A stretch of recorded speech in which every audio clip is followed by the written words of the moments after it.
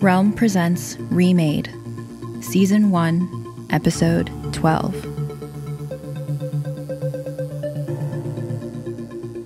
Cole settled the twisted piece of metal more firmly in his hand, whittling the length of wood he'd found growing near the Red Cross building.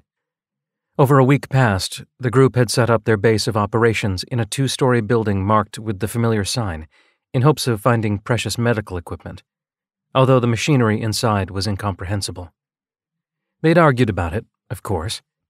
May pointed out that the symbol might not even mean medicine here, depending on where here was. Cole wasn't sure, but it didn't seem to matter. His leg was already feeling much better, now that the long and arduous trek to the outermost streets of the city was over. Everyone had insisted on giving him a ground-floor room in the dormitory-like building next door, but he was sure he could manage the stairs. If only someone would believe him when he said so. But of course they thought he was just being stubborn. He wasn't. He had almost a full range of motion back, and could put weight on the hurt leg again, even if he still needed a makeshift cane. He could walk without the aid of the splint Jingwei had built for him. How long ago was it? His sense of the time right after the accident was hazy, but he knew it had only been a couple of weeks at the most. Even if the damage hadn't been as bad as they'd feared, it seemed like the injury was healing quicker than it ought to. He'd put down animals for breaks like this. He chipped at the wood with deliberation. It wouldn't do to cut himself. The others already looked at him like he was useless. A burden to be carried, not a resource to be used. He didn't like that. The work was the only thing that kept him from thinking too hard these days, and without it, he was pretty sure he'd go insane. The spear looked almost done, and he tested the point briefly before making a few minor adjustments. He wished he'd taken Holden and Sea's stories about killer caretakers more seriously. He wished he'd made these spears sooner. He wished a lot of things, but that didn't make them so. It was useless to waste time when he had things to do, people to prove himself to. No sooner had he set the finished weapon on the pile than some of those people came out of the Red Cross building and walked over to him. One look at the expression of concern on Holden and Nevaeh's faces told him he wasn't going to be pleased with what they had to say. Inez just looked pissed, but that was a default for her. Over dinner last night, Gabe had observed that if you looked up resting bitch face in the dictionary, you'd find a picture of Inez. Cole couldn't help laughing, although he felt bad about it, remembering the incident now. "Hey," said Holden. "Mind if we sit down?" "Not at all," replied Cole. Maybe he was just being paranoid. How could you not be, after everything that had happened? He saw the others relaxing with every hour that passed in safety within the city, but he just couldn't. Someone had to keep watch. Someone had to protect the others. Out of all of them, he was pretty certain he was the only one with experience looking after a family. Except for Umta, maybe. But Cole wasn't sure if he wanted to count her as one of them or not. She made him nervous. "So is everybody about ready to go?" he asked when no one spoke. He couldn't stand them staring at him like that. "I've got 2 more spears to do. I know some of you think it's overkill, but it's better to have them and not need them than the other way around." "I'll be glad to have a spear."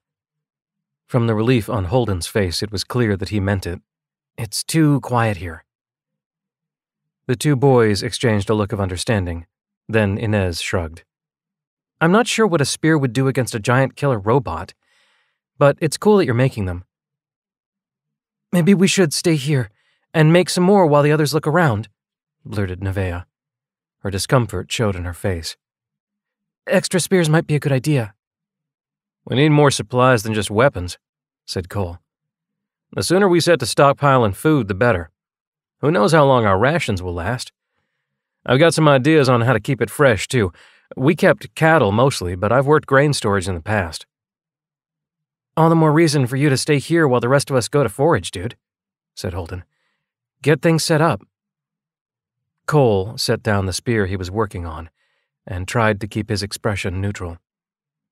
These people were his friends, or as close as he was going to get to it under the circumstances. He couldn't just yell at them, no matter how much the trio of concerned faces made him want to. They could barely take care of themselves when they'd gotten here. How dare they treat him like a child? But that was an unchristian thought if he'd ever had one. He could almost imagine the expression on Bethany's face when he confessed it to her. Except that wouldn't happen. Couldn't happen. Not anymore. He took a deep breath and let it out. You don't want me to come forward with y'all, do you? His accent came out thicker the more upset he got, but no one else had seemed to notice. We don't think it's a good idea, Inez said bluntly. If something happens, you can't run. We need to map out the area before we set you loose. Cole scowled, picking up another length of wood and hacking at it with gusto. He wouldn't yell at a lady, but he didn't like her talking about him like he was a bad dog who needed to be leashed either. No offense, man, Holden hastened to add. If it weren't for your leg, we'd be asking you to lead a group. And I bet you'll be up and around in no time, with Nevaeh working double time to fix you up. Nevaeh's cheeks flushed bright red at the compliment. Cole sighed. It wasn't fair to be angry. At least Holden and Nevaeh were trying to be nice about it. Besides, maybe they were right. He sure was feeling a lot better now that he'd had a few days of rest. Pushing it too fast wasn't going to get him back to his old self any quicker. Frankly, nothing could make things right. Not after what he'd lost. Yeah, well.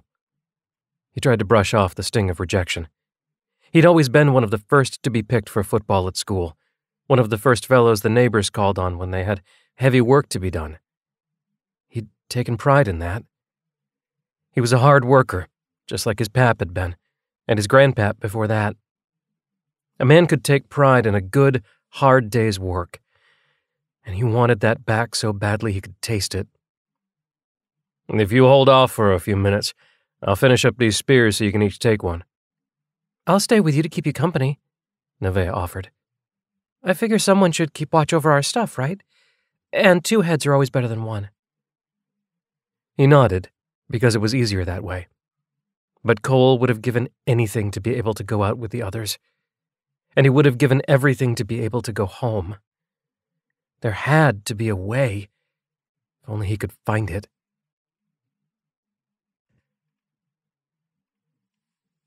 The day was hot for fall, and sweat trickled down Cole's forehead and stung his eyes.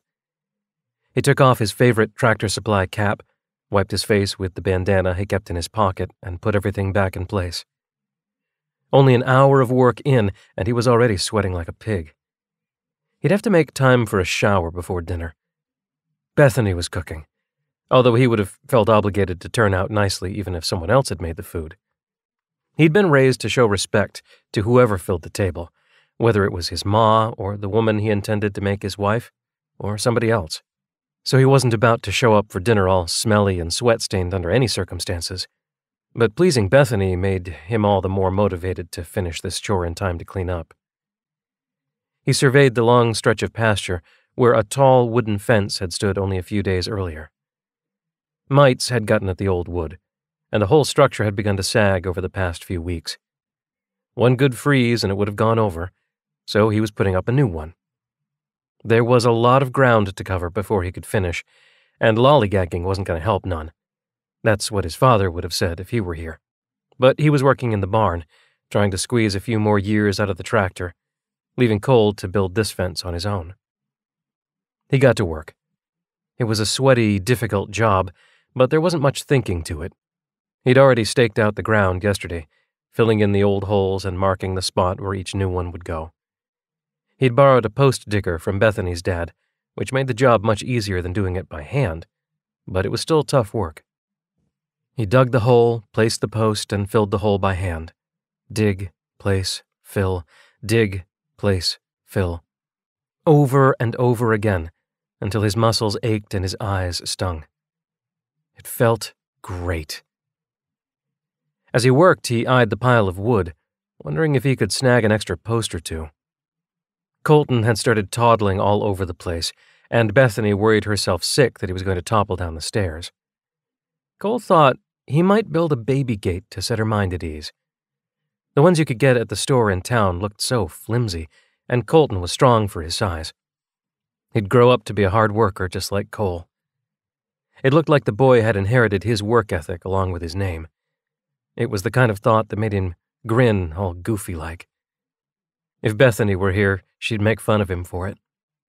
Then he spotted her truck, bumping down the dirt road toward him as if thinking about her had made her appear, like magic. He went across the field to meet her with a big smile as she pulled to a stop and leaned out the open window to watch him approach, chin resting on her folded arms. Her blonde hair dangled out the window, glistening in the bright sun. "Hey there, handsome," she said. "I sure do like the looks of you. You got a girl?" "Yep. A real mean one, too. She'd kick the ass of any lady who tried to put the moves on me." "Sounds like a keeper." "You got that right." He opened the door for her and lifted her down, giving her a long kiss. When he pulled back, it left him breathless. Having Colton so early had been hard, but he'd never regretted being with Bethany. Not for a second. Not even when she was in a bad mood, and she had some doozies. "What are you doing out here?" He looked over her shoulder to see if Colton was squirming around in his car seat, but the passenger side of the pickup was empty. "Everything okay?" "Sure is. I brought you a snack." She grabbed a paper bag from inside the truck and offered it to him. "Corn muffins. Colton's still down for his nap, and my mom said she'd watch him for a minute." "Thanks," he said through a mouth already stuffed with muffin. "I shouldn't take a break." But the truck looked mighty inviting, and Bethany even more so. They didn't get much alone time these days, and all he had to do was throw a blanket down in the bed of the truck, and she swatted him playfully on the arm. "No, you shouldn't, if you want to be home in time for dinner. Besides, Buck and Tommy called. They're having a bonfire tonight, and they want you to come." "Yeah, well, I'm busy. I got this fence to put up, and I want to build that gate for Colton, and I just got a lot to do." He meant it, too. His oldest buddies had supported him from day one when he and Bethany decided to keep the baby.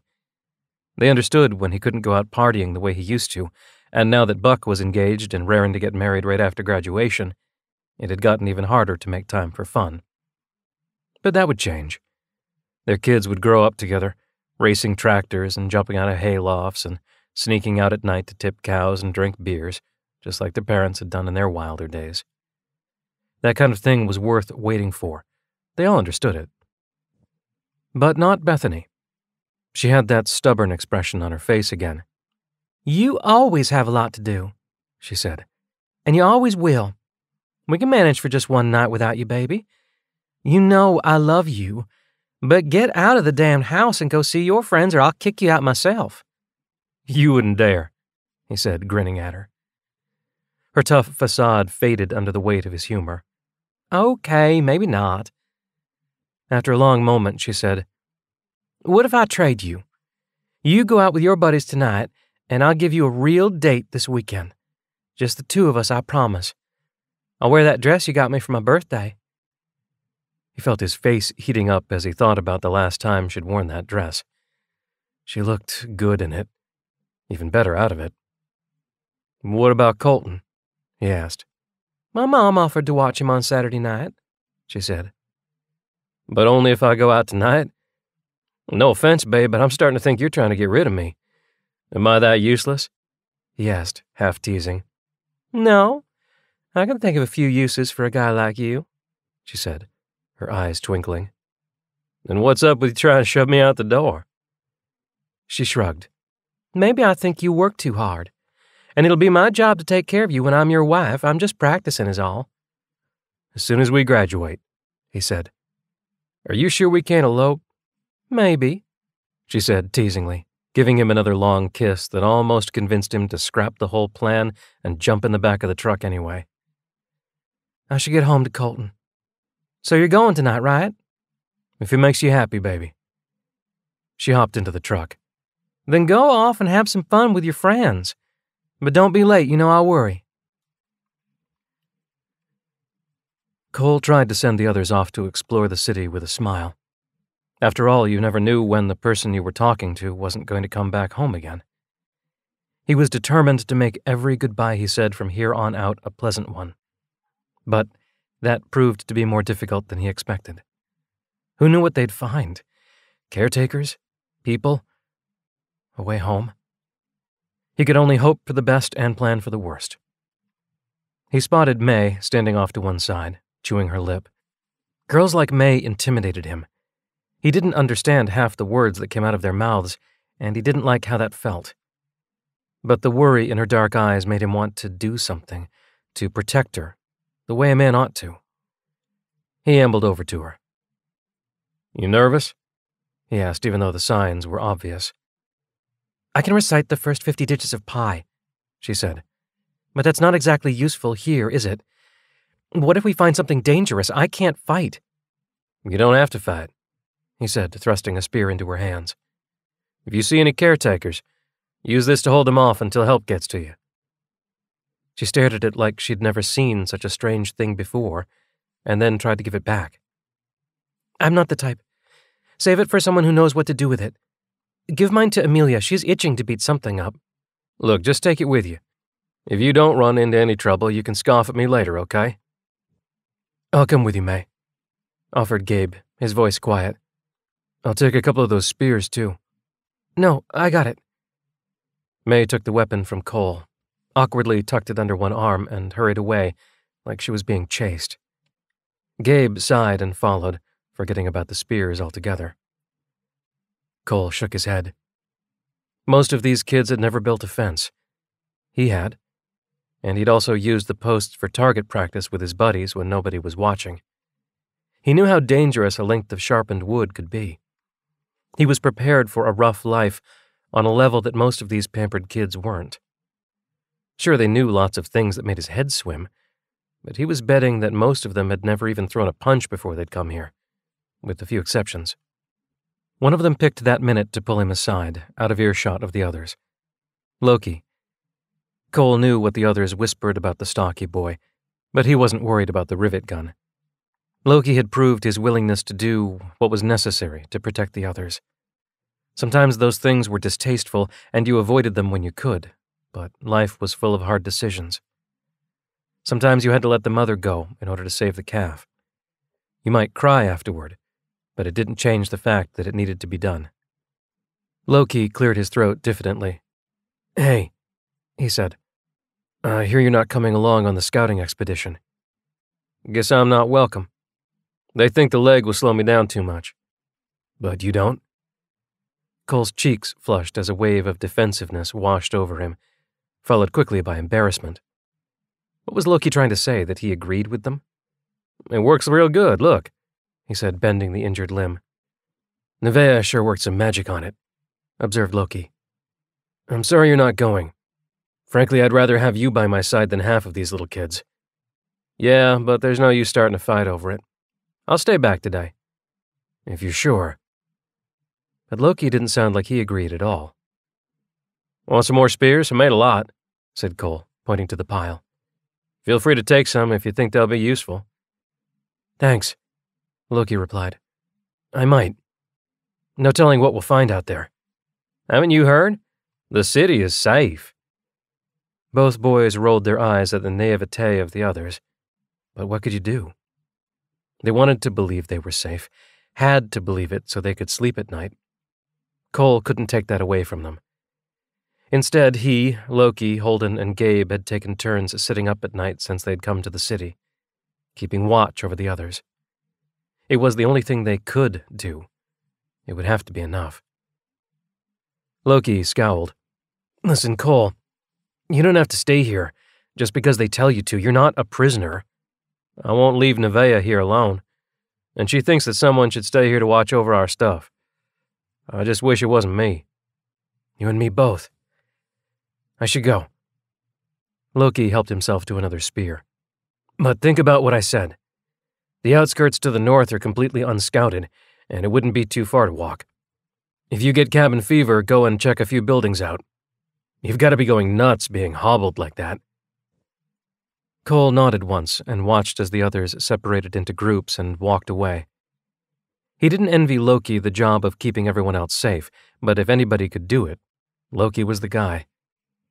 He obviously had some secrets. But didn't they all? After everyone else left, Cole bided his time to make sure they were well out of sight before he made his move. Loki had been right. It was silly for him to sit around when his leg was in such good shape. Nevaeh was toying with the machinery in the Red Cross building when he entered, but she didn't seem to be making much progress. She'd figured out how to open the hatch set into the wall, releasing the stretcher inside. But no one had been brave enough to get on it because sometimes it decided to retract into the wall without warning. She had made a dummy out of unused backpacks and put it on the stretcher in an attempt to test the machine. "Figure anything out yet?" he asked. "Not a thing," she said sadly. "I can't even tell if it's medical equipment or not. Maybe May's right that the Red Cross means something totally different here than it does at home." She pushed a button, and the stretcher retracted into the wall, the opaque door of the hatch closing behind it with a hiss. "When I push the buttons, it sounds like something's going on in there, but I have no idea what. I can't see, and the dummy comes back out exactly the way it went in." Then she brightened visibly. "But I did discover hair clippers." He put a hand up to the itchy scruff on his chin. He'd never worn facial hair before. By the time he'd been old enough to grow any, he'd already been dating Bethany. She could be persuasive when she wanted to, and she'd always hated beards. "I can shave?" he asked, perking up. "Are you sure it's safe?" "They look like normal clippers to me, see?" She opened another door above the hatch. He hadn't even noticed it in the forest of strange machinery littering the place. Set into the wall inside were a set of fairly normal-looking clippers, some kind of rotary cutter and a serrated electric saw. All three were attached to the wall by strong cords and reached only as far as the stretcher, but that would be far enough for their use. Nevaeh toyed with her knotted hair. "I was thinking I'd cut mine first. That way if something goes wrong, it'll happen to me." No way." Cole folded his arms and stared her down. He would not let this tiny slip of a thing think that she had to protect him when it damn well ought to be the other way around. He still had some pride left. "It's only fair." He cut her protest short before it could build up steam. "Either I go first or neither of us go." She gave him a long, considering look before she replied. "Well, I guess it won't hurt if they're just clippers, right? Shouldn't matter which one of us goes first so long as we both get haircuts." "Sure. Right." Once the decision was made, they moved quickly. Soon the dummy had been cleared off the stretcher, and Cole sat gingerly in its place, hoping it wouldn't retract suddenly. Nevaeh arranged him just so and pushed a button to activate the clippers. She pressed them to his skin tentatively, but they worked just like the clippers at home. They hummed against his head, and he felt the tickle of hair falling to his shoulders. She trimmed his hair, and he took over the clippers to do his face. When it was done, he lifted a hand to his chin. The smooth expanse made him feel a bit more like himself again. His hair might be a bit shorter than he usually preferred, but he wasn't about to complain. He hopped off the table, stumbling only slightly on his bad leg, and gestured for her to take his place. "You sure you want me to do yours?" he asked. "This thing cuts pretty short." She grinned. "I like mine as short as you wear yours. I got better things to do than mess around with my hair. Cut it all off already." "Yes, ma'am." Her directions were easily followed, and soon the short curls of her hair fell to the floor to mingle with his. They spent a few minutes trying to pick up the hair, until Nevaeh improvised a broom out of one of Cole's spears and some large, stiff leaves. "I feel so much better," said Nevaeh, running her hand over her head. "Isn't that silly?" Cole smiled. "Me too. I think I'll go walk around for a while. You want to come?" "Like around the building, you mean?" "No, I want to go look at the street to the north of us. It's not far, and we haven't explored it yet. We should be able to get out there and back before any of the others return." Nevaeh shook her head in what looked to Cole like automatic disapproval. "No, not on that leg.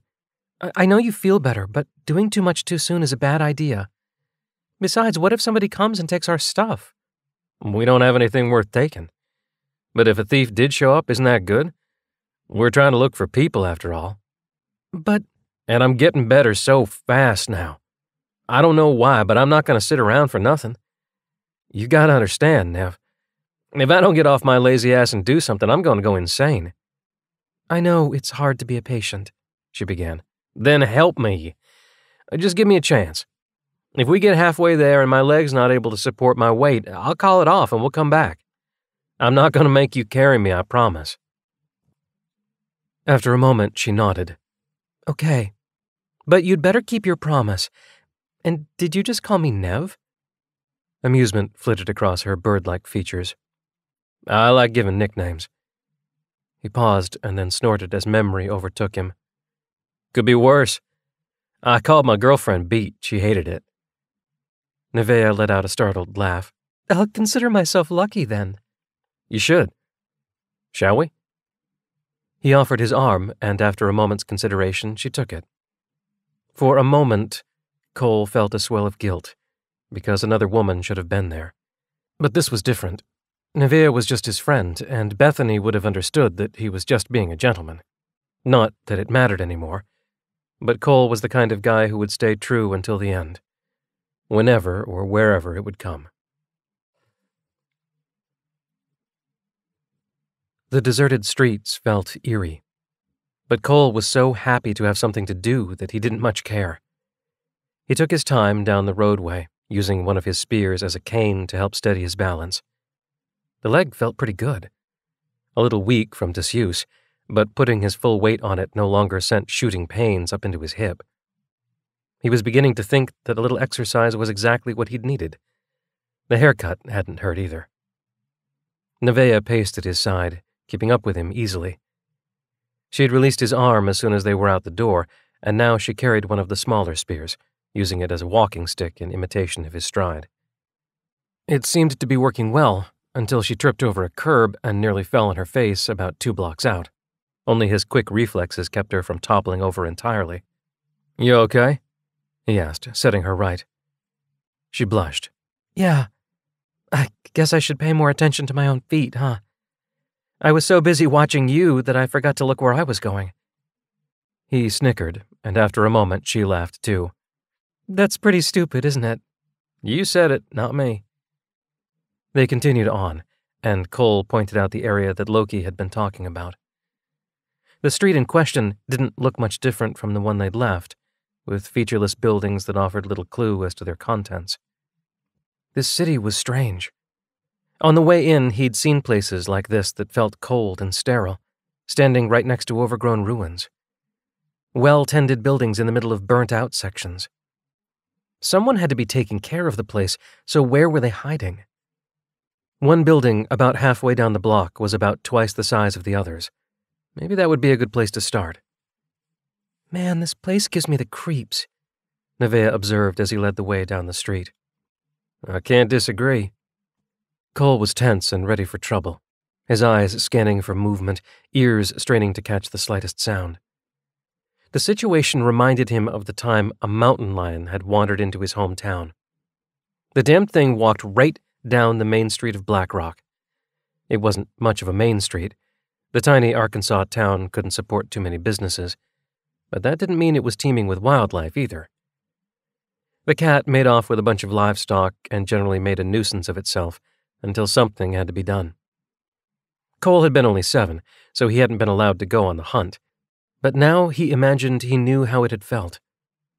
He'd bagged plenty of deer and waterfowl before, but hunting another predator was a different thing entirely. You'd never know if you were still the hunter or if the tables had turned and you were the prey but just hadn't figured it out yet. Somehow, walking down this deserted, generic street made him think of that, even though the place looked nothing like home. What do you think happened? Asked Nevaeh in a hushed voice. I mean, if the city's operating, sort of, there have to be people somewhere, right? Yeah, he responded gruffly, trying to look in all directions at once. So why haven't they come out to talk to us? Her increasingly forceful tone took him aback. He couldn't recall hearing her raise her voice before this moment. I'm not taking anything for granted, and none of us should. It got us into trouble before. Who said I was taking anything for granted? I think you are. You don't want to talk about where we are or think about it or anything. I know you miss home, and I do too, sometimes.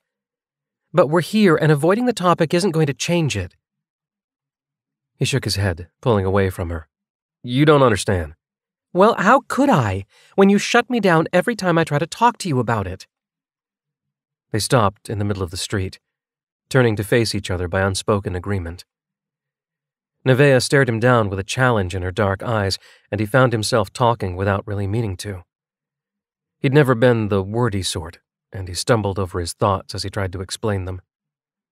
Look, I don't know what you want me to say. Am I angry and sad and, I don't know, grieving, maybe? Sure I am. I want to go home, but I don't know how. It doesn't matter to me if it's because of aliens or time travel machines or wizards and pointy hats or anything. We're lost, and the details don't matter to me as long as I figure out how to get home. Nothing else matters. He swallowed. His voice had gotten louder than he was comfortable with, and his accent was thick and heavy. He felt like punching something, not Nevaeh. He could never strike a woman, but something hard and unyielding. Something that would hurt. It wouldn't make any difference. He was already hurting plenty. What happens here matters. Nevaeh's voice was quiet, but she didn't move to touch him like he expected. And I do. And everybody else here. I never knew your girlfriend, but imagine she'd be pretty pissed at you for selling yourself short. He let out an amused little huff. Actually, she'd be pissed at me for being alone with another girl.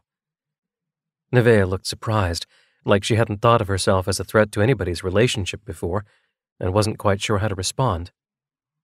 Well, I'd just have to make friends with her then, so she'd know I'm not the kind of girl who breaks up soulmates, she said, finally. I bet she'd have liked that, he said. She didn't have much time for friends. Me either. Nevaeh cleared her throat awkwardly. It sounded like she wanted to cry, but her face was dry. Well, we walked all this way. Should we go inside one of these buildings, or should we stay out here fussing at each other? Inside. Definitely. Lead the way, then. They decided on the biggest building on the block. First, Cole insisted that they walk around the exterior. Without any landscaping, or any greenery whatsoever, it was easy enough to do. Cole didn't think he'd seen a single growing thing since they'd left the Red Cross. In some parts of the city, the wilderness crept in by slow inches, but around here, he was beginning to think that they were the only things alive. He hadn't even seen any bugs, and while it was a relief not to have to swat them away, he almost missed them. The building they'd picked was about the size of the grocery back home. But while the grocery had been plastered with sign upon sign advertising the latest sale or the newest beer, this place was a pristine white that practically glowed in the sun. The front was featureless, except for the door, which was a plain metallic bronze. The building was a huge contrast to the relatively normal-looking dormitory they were bunking in. This city had multiple personality disorder for sure. Around the sides of the building ran a row of windows, set so high up that Cole and Nevaeh couldn't look inside. For a moment, they debated lifting Nevaeh up onto Cole's shoulders to give it a try, but it didn't seem like a wise choice given his leg. Besides, it looked like the windows were tinted, so it wouldn't have done any good anyway. They'd just have to go inside. Nevaeh, I want you to stand over there while I open the door. He pointed to a spot well out of the line of attack, just in case something came flying out of the door. They still hadn't seen any caretakers, but maybe they were just hiding. Or maybe there was something else inside. Something worse. She frowned. Why? I'm going to open the door. I want you out of the way, but keep your spear handy just in case. You're the injured one. I should open the door. Have you ever used a spear? Killed an animal? Gotten into a fight? Each of his questions was met with a tiny, reluctant shake of the head. No, I have. 2 out of 3 anyway. I've got the experience here. How's your leg? She demanded. A little tired, he admitted. But it feels good. It's not even shaky. You can feel it if you want. I mean, you can check it out. She blushed. No, I'm good. Open the door. He took a deep breath, steeling himself for whatever might jump at him through the door. Whatever it was, it would not get to Nevaeh. He'd do what it took to make sure of it. Gripping his spear tightly, he flung the door open. Nothing happened except that he was hit in the face with a puff of stale air. He waited anyway, just in case the motion might alert something inside, but nothing rushed at them. Without taking his eyes from the doorway, he gestured for Nevaeh to follow, and then he went inside.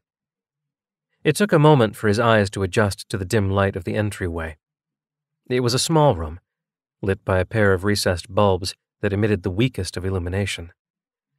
Another door awaited them at the opposite end, so close he could almost touch it. The tiny room seemed silly, and although he wanted to throw open the door and stalk through it impatiently, he resisted the urge. Instead, he directed Nevaeh to stand in the safest spot just as carefully as he had before. It was a good thing he did, too, because there was a caretaker waiting on the other side. It turned to look at him the moment the door opened, and there was no time to waste. He charged forward, thankful that only a few steps separated him from the creature. His leg twanged in protest at the rapid movement, but held him up as he began to swing his spear in a wide arc, hoping to drive the creature backward. Behind him, he heard Nevaeh's frightened, breathless cry as she caught sight of what awaited them. The spear seemed fragile compared to the metallic bulk of the creature before him. It loomed over his already substantial 6 feet, and it didn't even move as the spear swung toward it. Probably didn't think the flimsy wooden stick presented any danger to it. Cole put every ounce of muscle he had behind the blow, hoping to prove it wrong. He missed. How was that possible? He swore he'd hit the thing. But a fight could do strange things to a man's vision. His was already rimmed in red as he thought of all the people the caretakers had hurt. They deserved vengeance, and he was going to give it to them. Still, the robot didn't move as Cole readied himself to try again. He stabbed at the creature this time, yelling furiously. The spear went through the caretaker. He didn't feel any resistance. It was like the robot wasn't there at all, even though he could see it, solid as anything, standing right in front of him. He could see where the spear disappeared into the metallic chest, but he couldn't feel the body. "What the hell?" he muttered. A shuffle behind him caught his attention, and he whirled to see Nevaeh creeping into the room from the antechamber. She held her hands up as his spear oriented on her. "It's just me," she said hurriedly. "Is that... It's not real, is it?" "I don't think so. My spear goes right through it." He stepped forward cautiously and put a hand out to touch the metallic carapace that covered the torso. His hand sank into the image, just as the spear had, and the only thing he felt was a slight tickle on his skin. I think it's a hologram," said Nevaeh. "Ever watch Doctor Who?" "No, can't say that I have." He let out a bark of relieved laughter, looking up at the image before him with interest now that he knew it wasn't going to try to kill him. Cole hadn't gotten a good look at the caretakers before. He didn't remember much about his time on the station, other than Umta's strange face and an uncomfortable tugging feeling, like when he'd gotten his wisdom teeth out. In the dentist's chair, he could sense that something bad was happening, only his senses were so numbed that he couldn't tell what. He hadn't liked it, but he supposed it was better than killer caretakers. Now that he knew it was a hologram, he couldn't be sure if it was built to scale. Were the real caretakers this tall? His memories of the night of the attack had holes the size of Arkansas in them. He remembered the running and chaos and fear, but he'd been too consumed by the pain of motion to take a good look at their assailants. "That thing's giant," he said. "It looks different than the others," observed Nevaeh. She didn't seem frightened now that she knew the thing wasn't real. Probably hadn't realized that a fake one here didn't mean the real thing wasn't lurking around the corner. Rather than disillusion her, he just kept watch, his spear at the ready. She took a long look at the image before them. "See, this one has short arms. The ones from the camp had long arms, and the one on the train didn't have any arms at all." Her face went ashy when she talked about camp, and she looked over her shoulder nervously. Maybe she wasn't as naive as he thought. "I'm keeping watch," he reassured her. But that means it's up to you to explore. It looks like there's more holograms. The two of them turned to survey the rest of the room. It was full of displays like the one they stood next to. Some of them showed people, but before he could get too excited about that, they flickered and changed. None of them were real. "What the heck is this place?" he murmured. "Robot television? Maybe all the friendly robots come here to watch the shows?" She tried to joke, but it fell flat. "They don't look very entertaining. Reminds me of museum field trips in grade school. All those boring displays showing ancient history nobody cares about." She gripped his arm in excitement. "Cole, that's it. This is a museum. Maybe we can finally figure out what's going on. Come on, let's check out the displays." "Wait." He took her wrist before she could pull away. "First, we gotta make sure it's safe. Anybody could be hiding in here and we wouldn't know it." "How about we take a look around the room first, and then we can both check out the holograms?" "Fair enough." It didn't take long to clear the rest of the place. The building seemed smaller on the inside than it had from outside, but the displays sectioned the interior off into twisty aisles that made it difficult to tell, and Cole was too interested in its contents to pace it off. The caretaker wasn't the only holographic display. This place reminded him of endless museum field trips when he was a kid. He'd been bored back then, but now he couldn't wait to check out the projected images and see if they could learn something useful. Nevaeh oohed and awed every time they saw another one, but Cole focused on his task as best he could. A real threat could be hiding among the fake ones, and they wouldn't know it until the last minute unless they made the effort. He ducked down to look under a fake image of a field of grain that made his heart ache. It looked so much like home. But instead of the fresh country air, all he smelled was the musty interior of the museum. The wheat rippled, but he couldn't hear anything except for Nevaeh's footsteps as she approached. "It's safe?" she asked. "Right?" "As safe as anything here is," he replied, still staring at the field. He could touch both edges of the image if he extended his arms all the way out to the side, but it still managed to feel expansive. His neighbor had been a crop farmer, wheat and soybeans mostly. He'd chased Bethany through those fields quite often when they were younger. Sometimes he'd even caught her. "Okay, I'm going to look around." Just as Nevaeh began to walk away, the holographic field exploded into flame.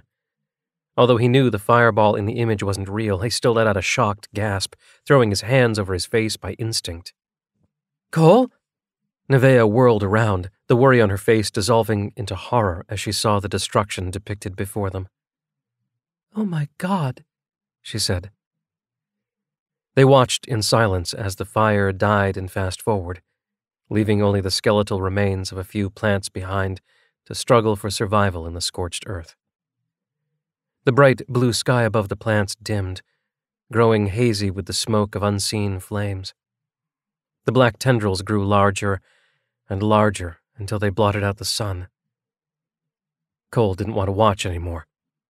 He turned away and would have stalked off if Nevaeh hadn't grabbed his arm. Is this real? Is that Earth?" "How am I supposed to know?" he asked harshly. "It looks like it, doesn't it?" She released him then, a flicker of annoyance crossing her face so quickly that he almost thought he had imagined it. But he didn't much care. If it was Earth in these displays, if they were real, he didn't want to think about what it meant. "Okay," she said. "I'm going to go look at some of the other displays." "Go ahead," he said, scowling after her. She walked off toward the entrance without a backward glance. "Be careful," he shouted, but she didn't respond. Well, fine. It would do Nevaeh some good to be in a snit. She needed a little more backbone. He was really doing her a favor. He felt ashamed as he watched her retreating back, but couldn't bring himself to call after her and apologize. She'll get over it, he thought. She's too nice not to. Somehow that didn't make him feel any better. He wandered down the aisle. Another hologram showed a triangular ship sitting on a launch pad. It looked a lot like spaceships from the movies, only there were flags on it. One looked like the U.S. flag, with a few extra stars. He thought some of the others were familiar, but history and politics had never been his strong suit. As he examined the ship, the air behind it began to shimmer with heat and crackle with blue arcs of electricity. Then the ship flung itself out of its harness, rising into the air with incredible speed. Within seconds, it was gone from sight. Then the image flickered and it was back on its pad again. "Hey, Cole," called Nevaeh, conciliation in her tone. "Come look at this." He followed the sound of her voice back to the caretaker display. It looked different now, and he gripped his spear more tightly as he approached. This caretaker was broader in the chest than the image had been before, and its long arms ended in wickedly sharp pincers. Its tiny head was dominated by a single, baleful red eye. The spikes on the shoulders and thick bands of metal across the chest gave it the impression of armor, and on the whole, Cole thought the image felt like a threat, like this caretaker had been built specifically to kill. No sooner had he taken a step forward than the image flickered, and another caretaker sat in front of him. This one was squat, shorter than him, with delicately articulated limbs. The torso was ornamented with a bright red cross that instantly reminded him of the building where they'd made their base. The image flickered again. "There are lots of them." Nevaeh stood at the wall next to the hologram, where a hand panel was built into the wall. She gestured to it. "I must have seen 20, and I haven't repeated yet. When you press this, it changes the display to show all different kinds of caretakers." "Built for different purposes?" Cole mused. "Sure looks like it." "But what purposes? And who built them?" asked Nevaeh in frustration. "Some of them seem pretty obvious. There's one that looks like it's built to burrow underground." The image flickered rapidly until it settled on another diminutive caretaker with a single drilling arm. "But I can't tell for some of them." It flickered again and settled on what Cole had mentally labeled the warrior caretaker. "Well, we know what that one's built to do," he said gravely. "Kill." Nevaeh didn't seem as frightened of it now. She seemed sad more than anything. "Yeah, I remember." Cole's head swam. The bonfire had burnt down to embers long ago, but he and Buck and Tommy hadn't budged from their lawn chairs. There were still 2 beers in the 12-pack Tommy's older brother had bought for them, but he thought if he had any more, he'd probably puke. "Come on, man," said Buck, offering him a can. "You only had 1. He shook his head. "Nah, dude, you drink it. My head feels like shit." "That don't make any sense at all, Cole," said Tommy. "I've seen you pound 7 beers in the time it's taken you to drink 1. You're not an old man just yet, you know." The good-natured teasing made Cole grin. "I'm not so sure about that myself." He yawned. "I sure feel like one. Colton's cutting some teeth and barely slept at all this week, and I've been trying to let Bethany catch a few Z's. I'm so tired I've had a headache on and off all day." "Damn," said Buck, shoving him on the shoulder. "Why didn't you say so? Here I am running my mouth about stupid shit when we could have put you down for a nap." Cole snickered. "I sure could use one. But I'm glad we did this anyway. It's been too long." "Yeah." Tommy fixed him with one of his impish grins. The guy looked like trouble, but he had a heart of gold. "We'll just thump you on the head once a month or so and drag you out of the house. It's cool." "Bethany wouldn't like that," said Cole.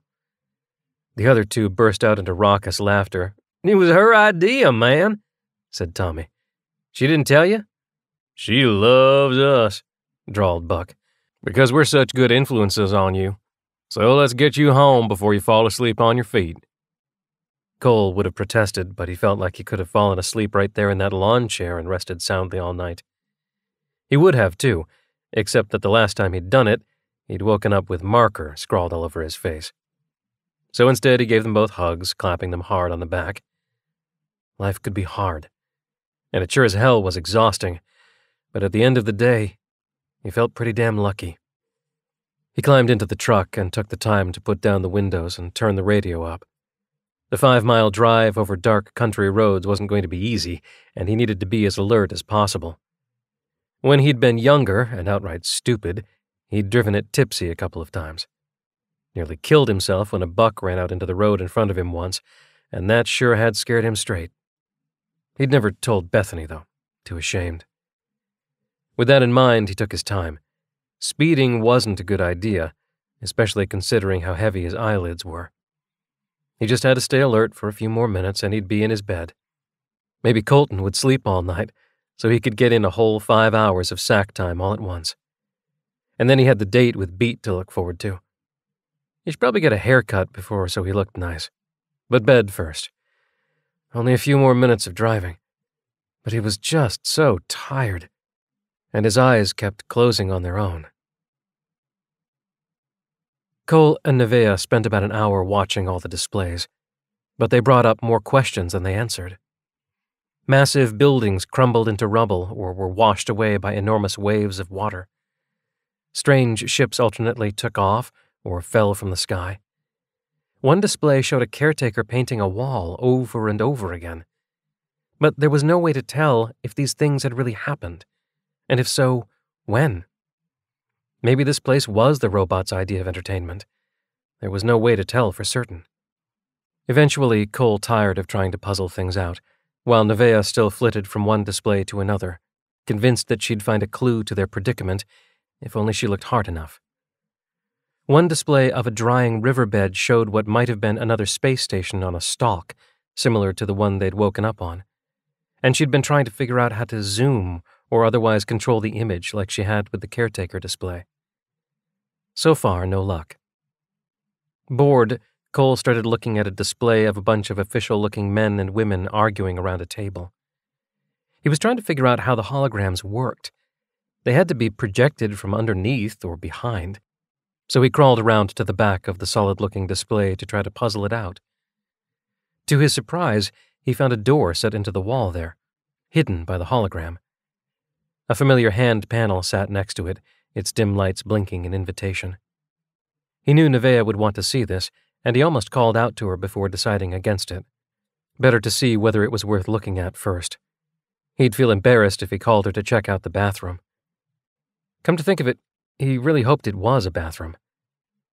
He opened the door and stepped inside. The room beyond was much smaller than the main room of the museum. Heck, it was even smaller than his bedroom back home, and that had barely fit a twin bed, chest of drawers, and a small desk for homework. After Colton had been born, he'd moved in with Bethany's family, although they were just across the street, so it hadn't been too far. Frankly, the room was a bit of a disappointment. Not a bathroom, unfortunately. And the more he thought about that, the more he needed to go. No mysterious holograms, no How to Understand the Mysterious Holograms guidebook, which would have been really handy. He hadn't been to a museum in years, but he was pretty sure most of them had pamphlets to tell people what the hell they were looking at. But instead of any of those things, this room contained a chair, a built-in desk with a single hand panel set into its surface, and an inactive view screen. Everything was a sterile white that gleamed in the light from the inset bulbs on the ceiling. Then again, maybe this was some kind of television or fancy computer. Maybe he could find a news station that would explain what the hell was going on. Even seeing a human face would have been nice, because it had begun to feel like they were the last people on the world, though that seemed ridiculous. The world was... Well, he didn't know off the top of his head exactly how big it was, but it sure was huge. No way were they the only people left. It didn't make sense. He sat down, took a deep breath to prepare himself, and put his hand to the panel. As he did, he braced himself for another letdown. The thing probably wouldn't work, or it would just show more inexplicable images, or it would turn out to be some fancy high-tech mirror. It would just be his luck to find some intact tech and have it turn out to be something completely useless. The screen flickered to life. A red line ran across the length of the screen, and as he watched, it began to creep up toward the top. Soon it disappeared off the top of the screen, only to be replaced with another red line at the bottom. "Damn it," he growled. But before he could move his hand, the hand scanner flared into bright light and the screen changed again. "Scanning," it read. He froze where he was, waiting to see what would happen. Scanning. The screen began to scroll with information, the words blurring past so quickly that he couldn't read them no matter how hard he tried. Couldn't even tell if it was in English. He tried poking at the screen with his free hand, just in case it worked like his old tablet used to. But that accomplished nothing, and he didn't want to take his hand off the scanner, because the whole thing might turn off. So he just waited and hoped and felt like a fool for hoping. Finally, the screen froze again. It read, Cole Murray Kowalski, DOB, 8/24/1998. Parents, Murray Robert Kowalski and Amanda Faith Lerner Kowalski. Children, Colton Joseph Kowalski. Born 12/29/2015 to Bethany Ann Lawyer. DOD 10/14/2016. October 14th. The night he'd gone out with Tommy and Buck. He must have died. Next thing he remembered was waking up on the space station, so he'd assumed that was probably the case. But somehow, seeing it written out like that was different. He was dead. All the people he'd come to know in the past few weeks, they must be dead too. Not just theoretically dead, dead. His senior picture filled the right half of the screen, but it barely caught his attention. Each name glowed bright blue, and he tapped on Bethany's with a shaking hand. The touchscreen worked this time, filling with more information, but Cole saw only one thing: Bethany's date of death. He sat there for a long time staring at it. If this readout was true, she'd died at 55. The picture looked like her, only sad in the eyes, her hair graying but still long. He'd always liked her hair. This couldn't be real. He didn't want to believe it, but couldn't help himself. The machine knew who he was just by scanning his palm. This wasn't just some stupid prank. It had to be true, no matter how much he wished it wasn't. She hadn't had any more children after Colton. No spouse on record that he could see. He imagined her after he was gone. How she would have stayed at her parents' farm so they could watch Colton while she went to school. She talked about becoming a nursing assistant after they graduated. Maybe she'd done that, working at the little clinic right there in Black Rock, watching her boy grow up without a father. Their boy. Cole steeled himself before reaching out to touch Colton's name. Once again, the screen flashed, but he already knew what he'd find. His boy was dead too, and there was no telling how long it had been, because he didn't know what date it was now.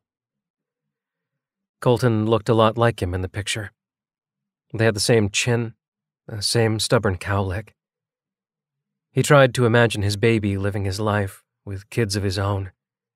He'd had 3 of them, according to the records. Tried to reconcile the man's face before him with his memories, but all he could see was a drooly, chubby-cheeked child. The grin with one tooth poking up from the bottom gum. The way Colton would grab onto Bethany's hair and refuse to let go.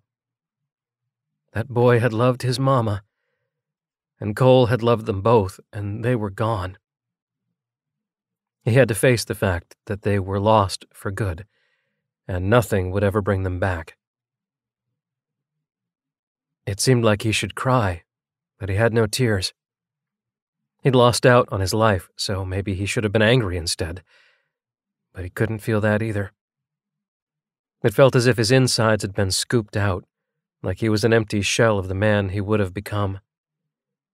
He'd lost everything, and now there was nothing left for him to give. He stood up, staring at the screen until it went black once again. Then he put his hand to the panel and up went Colton's record again. He couldn't bear to show it to Nevaeh, who would try to comfort him even if she knew it was useless. He didn't want comfort. Fleetingly, he thought about finding the people responsible for bringing him here, wherever here was, and beating the shit out of them. But even that failed to excite him. Numbly, he walked back through the door to the main area of the museum, climbing out from behind the hologram. A few moments later, Nevaeh called his name. Cole? You ready to go back? I'm starving. Yeah, I'm ready. He made for the exit where she already waited for him. There you are. I thought I'd lost you, she said. Oh, I was trying to figure out how the holograms worked. But no luck. Bummer. Still, I can't wait to show this place to everybody. They're going to flip the heck out, don't you think? She grinned. I'm glad you talked me into this, Cole. It would have been boring to sit around the Red Cross. If I'm going to be honest, I was getting a little claustrophobic stuck in there all the time. Oh. Sure. Finally, his malaise seemed to register with her, and she calmed her bouncy excitement, put her hand on his arm with a familiar expression of concern. Hey, you okay? She asked. He wanted to shake her off, to yell at her that his child was dead and nothing would be okay, and maybe Wesley had been right and they were in the future after all. But then what would happen? He'd have to tell the story over and over again, and he didn't think he could bear that. He imagined Nevaeh's face as she put her hand to the panel, only to find the death dates for everyone she'd ever loved. He couldn't be the one to do that to her. So he said, "Yeah, I'm fine." Based on her expression, she wasn't convinced. She arched a brow at him, folding her arms in a gesture that looked so much like Bethany's mock stern disapproval that he almost lost it right there. He clenched his teeth against the scream of fury and loss that strangled his throat. Is it your leg? She asked. After a moment, he nodded. Yeah, it's aching pretty badly. Maybe I've hit my limit. Hey, you did a lot of walking today. You want to sit down a little while before we head back? He shook his head quickly. Hell no. He wanted to get out of this place as soon as he could, and he didn't want to ever come back. Now the museum felt funereal. He thought about the fires and the tidal waves he'd seen in the holograms. Maybe they'd killed everyone, and nothing was left now on this world but robots. But it didn't explain what he was doing there, and Cole didn't really give a damn anyway. Answers had gotten him nothing but heartbreak, and he wasn't going looking for any more of them. Are you sure you don't need a rest? Asked Nevaeh. No, let's get out of here. You're right. Everybody else is going to flip out when they see all this. He forced a grin and led her from the room.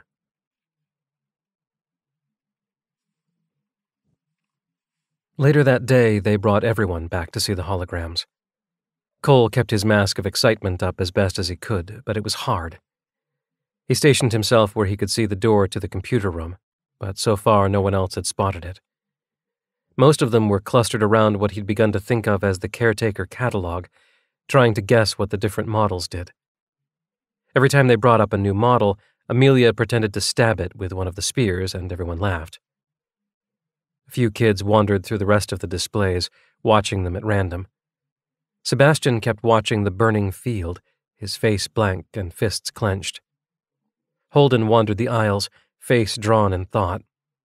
Only May watched every single one from start to finish, leaning toward them like she might better suck in every detail with close proximity. Gabe trailed behind her like a shadow she couldn't shake, but she studiously ignored him. For some reason, she spent a long time in front of the display of arguing business types. Cole couldn't figure out why, because it was the most boring of all the holograms. No robots or ships or mass destruction. The clothes weren't even that weird. Cole was about to ask what was up when Alex slipped toward the door to the computer room and reached toward the knob. "There's nothing in there," said Cole hurriedly. "And it smells bad in there, too." "Okay, thanks." Alex didn't even make eye contact. The guy just wanted to be left alone, and Cole could understand that. "There's a little nook back there, if you're looking for somewhere quiet." He pointed toward the back of the building, far from the raucous tumult around the caretaker display. "Thanks," repeated Alex softly. Gabe came to sit next to Cole, eyeing the computer room door. Cole's palms began to sweat. He wasn't the best liar, and he prayed to whoever was listening that something would happen to distract Gabe before he could pry. Anything would do, so long as it meant that Cole wouldn't need to go in there and see Colton's face again. He couldn't bear to cry in front of all these near strangers, not even Nevaeh, and she was the closest thing to a friend that he had here. But before Gabe could get a question out, May said, "Oh my God!" "What?" Gabe was on his feet in a flash, the door forgotten. "What's wrong?" "They're speaking English." She thumbed toward the display. "I read their lips, not word for word, but enough to get the gist of it. They're arguing about climate change." "What does that mean?" asked Cole, looking from one stricken face to another. "Is something wrong?" interjected Nevaeh, drawn by the ruckus. "Is everything okay?" May explained what she'd seen, taking them over to the display.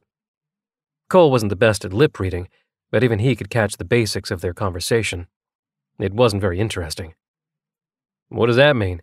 he asked again. The fact that no one had answered the first time worried him. Gabe answered before May could. "It means this is Earth, in all the displays." They paused to look at the burning field, falling into a subdued silence. "I don't understand," said Nevaeh in a small voice. "Wesley was right," said May. "This is the future. We need to tell the others." She squared her shoulders and marched in the direction of the group clustered around the caretaker display without even hesitating. Cole didn't know how she could be so calm.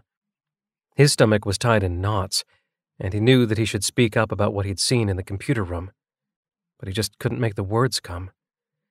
Couldn't admit out loud that they were all dead, and even if they figured out how they'd gotten to the future, there was no past for them to go back to. "Are you okay?" asked Nevaeh. "I feel like I've been punched in the stomach." "Yeah." "It shouldn't change anything, but it does."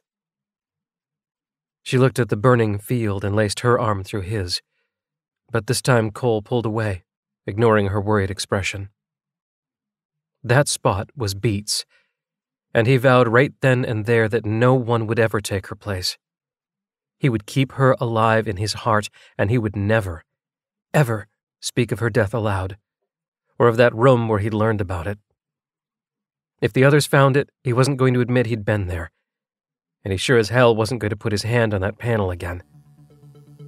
He wanted to remember Beat and Colton the way he'd known them, when they were his. It was the least he could do.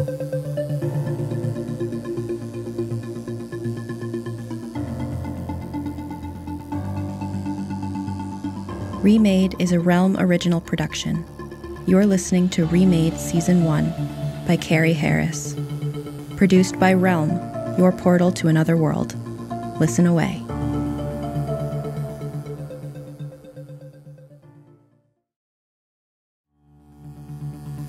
Remade is a Realm original production, created by Matthew Cody and written by Matthew Cody, Andrea Phillips, Carrie Harris, E.C. Myers, Kiersten White, and Gwenda Bond. Produced by Lydia Shama and executive produced by Julian Yap and Molly Barton. Starring Greg Tremblay and Laurel Schroeder. Audio directed, produced, and sound designed by Amanda Rose Smith. Additional editing by Corey Barton. Original theme composed by Amanda Rose Smith. Cover art by Liz Castle. Find more shows like Remade by following Realm on Apple Podcasts, Spotify, or at realm.fm.